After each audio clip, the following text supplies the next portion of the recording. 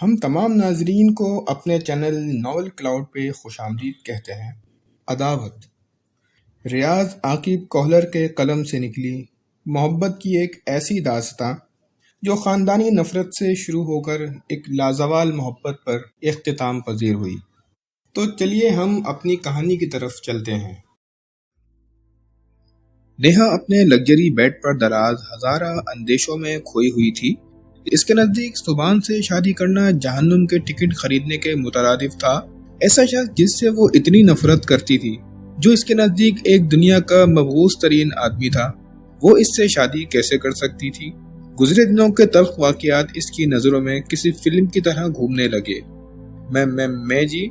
عباس نیہا کے ہونٹوں سے اپنا نام سن کر ہکلا گیا تھا۔ عباس تمہارا ہی نام ہے نا؟ اس نے ادائے دل بری سے پوچھا۔ جی میرا ہی نام ہے۔ عباس نے بے صبری سے دونوں ہاتھ ملے۔ اس کے وہم و گمان میں بھی نہیں تھا کہ وہ پرکشش امیرزادی اس کو مخاطب ہوگی۔ بیٹھو۔ اس نے سامنے دھری کرسی کی جانب اشارہ کیا۔ عباس جلدی سے بیٹھ گیا۔ چائے یا ٹھنڈا؟ اس نے بے تکلفی سے پوچھا۔ کہ کچھ بھی چلے گا۔ عباس نے اضطراری انداز میں سر پر ہاتھ پھیرتے ہوئے اپنی زلفوں کو سنوارا۔ وہ خود کو دنیا کا خوش قسمت ترین آدمی تصور کر رہا تھا۔ نیہا نے اسے چائے کی دعوت دی، یقیناً وہ اسے پسند کرنے لگی تھی، ورنہ اتنی امیر، کبیر اور خوبصورت پرکشش لڑکی بھلا کب کسی ایرے غیرے کو لفٹ کراتی ہے؟ چائے کا بتا کر وہ اس کی طرف متوجہ ہوئی۔ پتہ ہے مسٹر عباس، میں نے تمہیں کیوں بلایا ہے؟ یہ تو آپ کو ہی پتہ ہوگا۔ وہ دوبارہ اپنے بالوں میں انگلیاں پھیرتا ہوا معنی خیز لہجے میں بولا۔ میرا ایک چھوٹا سا کام کرو گے جس کا میں معاوضہ بھی دوں گی؟ چھوڑو معاوضے کو جی، آپ کے لیے تو جان بھی حاضر ہے۔ وہ رومانوی لہجے میں بولا۔ اوے بناسپتی مجنوں، اپنی حیثیت پہچان، مجھے جانتا ہے نا؟ نیہا ملک نام ہے میرا۔ تمہیں اس لیے بتا رہی ہوں کہ اس میں تمہارا بھی فائدہ ہے۔ چند ٹکے مل جائیں گے تو کوئی نیا موبائل خرید لینا، ورنہ میں جانتی ہوں تمہارے پاس جو موبائل ہے اس کی بیٹری میں کاغذ دے کر ہی اسے آن کر پاتے ہو۔ جی میڈم صاحبہ، میرا وہ مطلب نہیں تھا۔ عباس ہکلا گیا تھا۔ نیہا ملک کے حسن اور دولت کا روب ایسا نہیں تھا کہ وہ غریب اسے کوئی مناسب جواب دے پاتا۔ گڈ، نیہا نے کہا۔ اسی وقت بیرے نے ان کے سامنے چائے کی پیالیاں لا کے رکھ دی۔ چائے کی پیالی اس کی طرف ڈھکیل کر وہ پوچھنے لگی، اپنی یونیورسٹی کی باسکٹ بال ٹیم کا میچ کب ہے؟ وہ جوش سے بولا، کل ہے میڈم۔ اپنی ٹیم تو کوارٹر فائنل میں پہنچ گئی ہے، تو تمہارا کیا خیال ہے؟ ٹیم کی کیا پوزیشن آئے گی؟ ہم جیتیں گے میڈم، اپنی باسکٹ بال ٹیم بہت اچھی ہے۔ ٹیم میں سب سے اچھا کھلاڑی کون سا ہے؟ اس نے جلدی سے جواب دیا، ٹیم کا کیپٹن ملک سبحان الحق سب سے اچھا کھلاڑی ہے۔ اگر میں کہوں ٹیم کو ہارنا چاہیے، مگر کیسے؟ مطلب اگر مسٹر سبحان حصہ نہ لے تو کیا پھر بھی اپنی ٹیم جیت جائے گی؟ نہیں میڈم، پھر تو بہت مشکل ہے۔ تو بس ٹھیک ہے، تم نے سبحان کو کوارٹر فائنل نہیں کھیلنے دینا۔ میں بھلا اسے کھیلنے سے کیسے روک سکتا ہوں؟ وہ میرا سر نہیں پھاڑ دے گا۔ بے وقوف، ہر جگہ لڑائی جھگڑا یا طاقت کام نہیں آتی، عقل استعمال کرو۔ ایک لمحہ سوچنے کے بعد وہ بولا، میری سمجھ میں تو کچھ نہیں آ رہا، آپ کے پاس کوئی تجویز ہے تو بتا دیں۔ یہ لو۔ اس نے کاغذ کی ایک پڑیا اس کی جانب بڑھائی۔ اس میں موجود صفوف میچ سے قریباً آدھا گھنٹہ پہلے سبحان کو پلا دینا اور بس۔ اس نے گھبراتے ہوئے پوچھا، پھر کیا ہوگا؟ بس وہ میچ نہیں کھیل پائے گا۔ اگر اسے کچھ ہو گیا تو؟ میں بتا رہی ہوں نا، اسے کچھ نہیں ہوگا، بس اسے پیچش لگ جائیں گی اور 3-4 گھنٹے بعد وہ خود بخود ٹھیک ہو جائے گا۔ دیکھ لو میڈم، کہیں میں پھنس نہ جاؤں۔ ہاں، تم اسے زہر کھلا رہے ہو نا کہ پھنس جاؤ گے؟ نیہا ملک نے منہ بنایا۔ میڈم ڈر تو لگتا ہے نا۔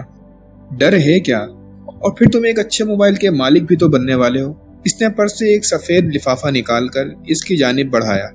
یہ 10,000 روپے ہیں، کام ہو جانے کے بعد 5,000 روپے اور بھی دوں گی۔ لفافہ اس کے ہاتھ سے جھپٹتے ہوئے مستفر ہوا۔ یہ صفوف اسے کس چیز میں ملا کر پلانا ہے؟ کسی بھی چیز میں، دودھ، چائے، کافی، جوس، پانی وغیرہ جو بھی میسر ہو اس میں گھول کر پلا دو۔ ایک بات پوچھوں میڈم؟ ہاں پوچھو۔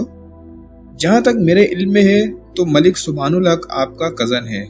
اس نے بے پرواہی سے کندھے اچکائے۔ تو پھر کیا؟ مطلب ایسا تو آدمی اپنے دشمن کے ساتھ بھی نہیں کرتا۔ درست کہا۔ اس نے اثبات میں سر ہلایا۔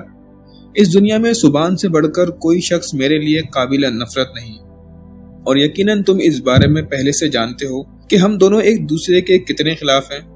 بالکل، لیکن میں اس کے پس پردہ وجہ جاننے کا خواہش مند ہوں۔ شاید وجہ جاننا تمہارے لیے ضروری نہیں ہے۔ اس نے بات ختم ہونے کا اعلان کیا۔ فی الحال یہ یاد رکھو کہ میں اسے ٹرافی وصول کرتے نہیں دیکھ سکتی۔ میڈم، ٹرافی تو اسے 5000 میٹر کی دوڑ میں بھی مل سکتی ہے۔ وہ ایک بہترین ایتھلیٹ ہے اور وہ مقابلہ باسکٹ میچ سے اگلے روز ہوگا۔ تب تک تو وہ ٹھیک ہو جائے گا۔ وہ معنی خیز انداز میں مسکرائی۔ یقیناً تم 15000 مزید بھی کمانا چاہو گے۔ ہاں مگر… چھوڑو اگر مگر، قطعی کلامی کرتے ہوئے اس نے پرس سے ایک اور پڑیا نکال کر اس کی جانب بڑھائی۔ طریقہ کار تمہیں معلوم ہے اور رقم باسکٹ بال میچ کے بعد تمہیں مل جائے گی۔ یہ کہہ کر اس نے چائے کی پیالی کے پیچھے 50 کا نوٹ رکھا اور چل دی، جبکہ عباس 30,000 روپیوں کو ٹھکانے لگانے کا منصوبہ بنانے لگا۔ میچ سے گھنٹہ پہلے ہی دونوں ٹیمیں باسکٹ بال کورٹ میں پہنچ گئی تھیں۔ اپنی اپنی یونیورسٹی کی کٹ ڈال کر دونوں ٹیمیں پریکٹس کرنے لگی۔ لمبا تڑنگا ملک سبحان الحق ایک بہترین کھلاڑی تھا۔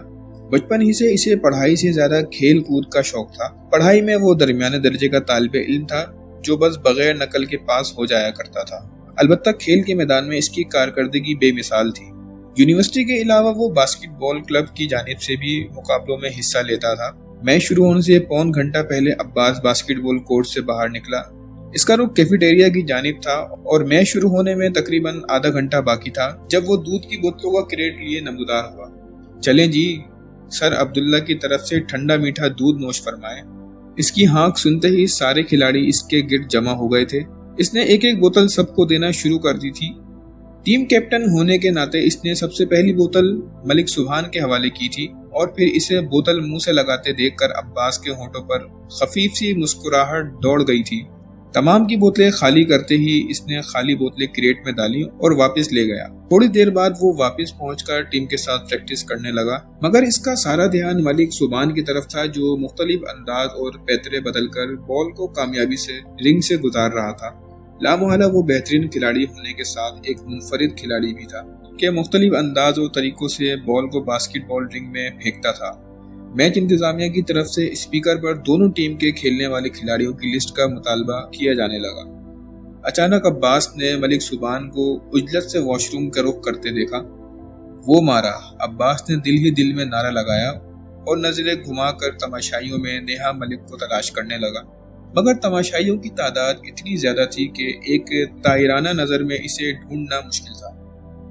ریفری نے باسکٹ بال کورٹ کی سینٹر لائن پر کھڑے ہو کر ایک لمبی سیٹی بجائی اور دونوں ٹیموں کے کھلاڑی آمنے سامنے قطار باندھ کر کھڑے ہو گئے۔ دونوں ٹیموں کو اچھا کھیل پیش کرنے کی ہدایت کر کے سینئر ریفری نے ٹیم کپتان کو ٹاس کے لیے بلایا۔ سبحان کہاں ہے؟ واش روم تک گیا ہے۔ آپ ٹاس کروا لیں، وہ آتا ہی ہوگا۔ احمد کے سوال پر عباس جلدی سے بولا اور احمد سر ہلاتا ہوا ریفری کی طرف بڑھ گیا۔ مخالف ٹیم نے ٹاس جیت لیا تھا۔ ریفری کے پوچھنے پر مخالف ٹیم نے اپنے لیے وہی طرف برقرار رکھی تھی۔ فالتو کھلاڑی کورٹ سے باہر نکل کر بینچوں پر بیٹھ گئے۔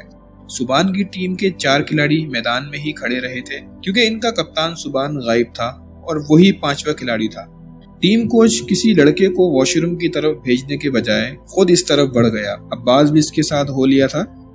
سبحان انہیں واش بیسن کے ساتھ پیٹ پر ہاتھ رکھے کھڑا نظر آیا اور پھر کوچ کے استفسار سے پہلے وہ ایک دم مڑا اور سرعت سے ایک ٹوائلٹ میں گھس گیا۔ اسے کیا ہو گیا ہے؟ ان کے کوچ مشتاق نے حیرت زدہ آواز میں پوچھا۔ عباس نے سوچنے کی اداکاری کرتے ہوئے جواب دیا، شاید پیٹ میں گڑبڑ ہو گئی۔ اسی وقت 2-3 بار تیز وسل بجی۔ یقیناً اس کی ٹیم سے تاخیر کی وجہ پوچھی جا رہی تھی۔ عباس نے واش روم کے دروازے سے جھانک کر کورٹ کی طرف نگاہ دوڑائی، مگر وہاں سے اسے کچھ نظر نہ آیا۔ اسی وقت احمد دوڑتا ہوا وہاں پہنچا۔ سر، ریفری تاخیر کی وجہ دریافت کر رہا ہے۔ کوچ مشتاق نے کہا، ایسا کرو، سبحان کی جگہ تم خود اندر چلے جاؤ، سبحان کے آتے ہی تمہیں باہر نکال لیں گے۔ اس نے گھبرا کر پوچھا، مگر میں؟ سبحان بھائی کو ہوا کیا ہے؟ پیٹ میں تھوڑا درد ہے، گھبرانے کی ضرورت نہیں ہے، بس ہم آ رہے ہیں۔ کوچ نے اسے ٹالتے ہوئے جانے کا اشارہ کیا۔ اوکے سر کہہ کر احمد واپس بھاگ گیا کہ ریفری کی سیٹی ایک بار پھر بج اٹھی تھی۔ یقیناً ٹاس ہو جانے کے بعد ریفری کسی قسم کی دیر برداشت نہیں کر سکتا تھا۔ تالیوں کے شور سے عباس کو میچ شروع ہونے کا اندازہ ہوا۔ سبحان 5-6 منٹ لگا کر ہی ٹوائلٹ سے باہر نکلا تھا۔ سبحان، کیا ہوا؟ کوچ مشتاق فکر مندی سے اس کی جانب بڑھا۔ پتہ نہیں سر، बस पेट में शदीद किस्म के मरोड़ उठ रहे हैं। मगर एकदम कैसे? कोच हकीकत में सख्त परेशान था। कुछ कह नहीं सकता सर, माजरत चाहता हूँ, कहकर वो दोबारा टॉयलेट में घुस गया और कोच फिक्रमंदी से हाथ मलने लगा। इसी वक्त अब्बास को भी हल्की सी नदामत महसूस हुई कि इस सब का जिम्मेदार वो था। मगर फिर हजार हजार के कड़कड़ाते नोट इसकी निगाहों के सामने लहराने लगे। 3-4 मिनट के बाद सुबान दोबारा बाहर निकला और कोच को कहने लगा, सर प्लीज आप जाएं, अगर मुझे अफाका हुआ तो मैं आ जाऊंगा, आपकी जरूरत ग्राउंड में है। इतनी बात कहकर वो एक बार फिर टॉयलेट की जानिब पलट गया। अब्बास और कोच वापस कोर्ट में पहुंच गए। पहले क्वार्टर का खेल खत्म हो चुका था।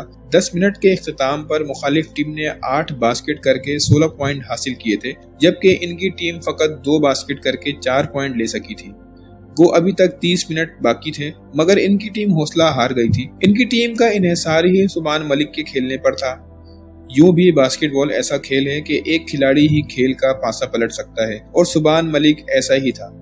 अगर वो होता तो यकीनन सूरत हाल मुख्तलिफ होती।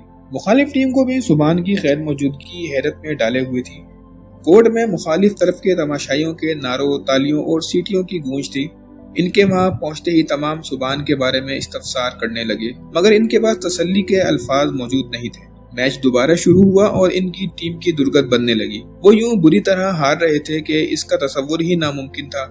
दौरान मैच अब्बास सख्त किस्म के पछतावे का शिकार हो गया था, मगर अब पछतावे से कुछ हासिल होने वाला नहीं था।